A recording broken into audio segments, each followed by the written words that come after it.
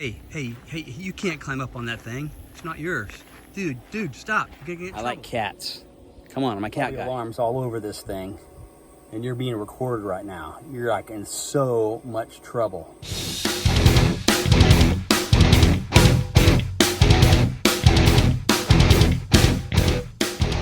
So welcome to the Heavens Metal vidcast, video, blog, podcast thing, whatever. So I'm on top of a caterpillar, big piece of machinery out here in the country. And what better segue to talk about Sacred Warrior than this? I mean, so Frontline / Intense Records had a promotion for the Wicked Generation album.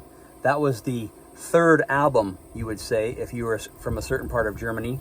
This is a reference to Inglourious Basterds. You wouldn't say their third album, or else you'd be shot. You'd be dead. You wouldn't be able to watch the end of this video. It's their third album. They flew Mike Delaney, one of my heroes, the music buyer for Spring Arbor Distribution. He might have even worked for Frontline at that time, but I think he was still working for Spring Arbor.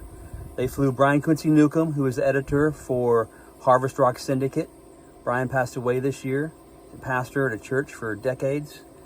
Who else was out there? The Intense Frontline staff was there. There was probably somebody there from CCM magazine. CCM covered pop. I mean, come on, we were metal. So anyway, they flew us out to Chicago. They took us to the last Chicago White Sox game at Comiskey Park, because they tore down that park because Frontline Records went there. But anyway, they took us to a White Sox game.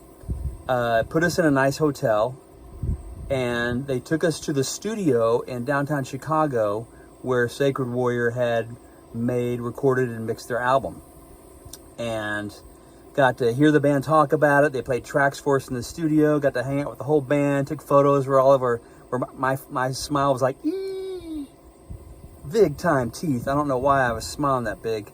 Guess I was just so happy.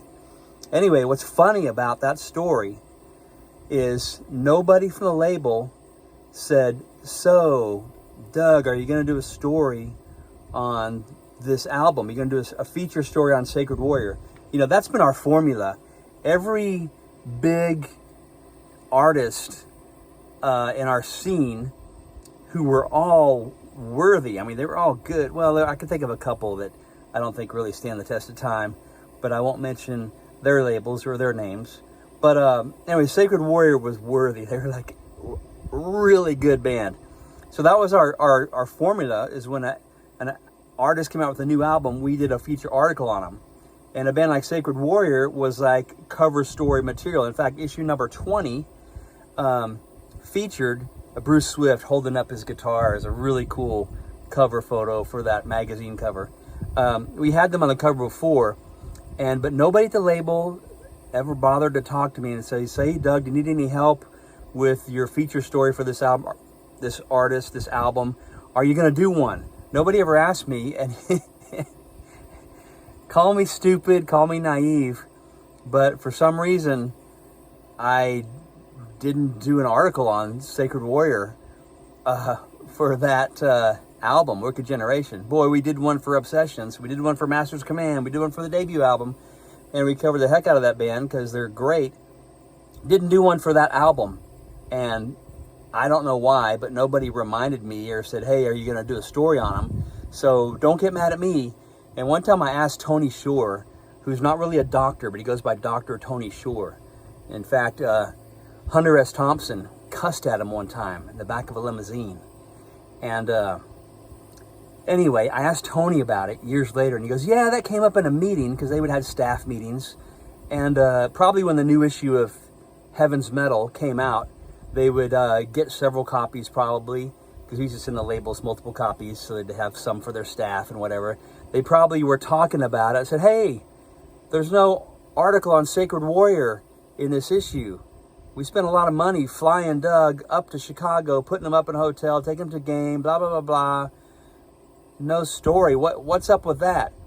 But somebody, a calm head around the table, said, well, there's an article on Ransom, there's an article on Vengeance, there's an article on Tourniquet, I don't know which bands particular were in that particular issue, but you know, they've got like tons of coverage in that issue, irregardless of whether Sacred Warrior is in it or not. Anyway, so that's kind of a funny story where my naivety, that's what I'm truly, honestly, look at my eyes, that's what I'm claiming, because I really didn't think about it.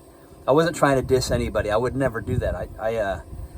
I have so many friends in this industry, and one of the things somebody said about me when I was like at the end of the print edition is, man, you don't have any enemies, Doug. And that's like such a blessing that people don't hate me, because I never unloaded on anybody or became a jerk to somebody that I can recall. You know, it's just like, so I wouldn't do that to a band, like purposely not cover them. But I think it's just funny that they flew me out there and treated me lies, wined and dined me, not real wine at the time, but did have a beer when I was in Chicago playing pool with Mike Delaney, but just one. Anyway, they wined and dined me and showed me a good time, and I didn't do a story on their band. They schmoozed me, and I didn't give them the payback. So I think that's kind of funny. Looking back, it's we're talking 1993, 94, 95, sometime around there. Probably 92 or 93. Anyway, so there's a story. You heard it on the top of a cat, and it's about time to start this baby up and start grading this road. My cousin John Wolting in Barnard, Kansas would be so proud of me doing this grading right now. Go. Join the discussion. Join it.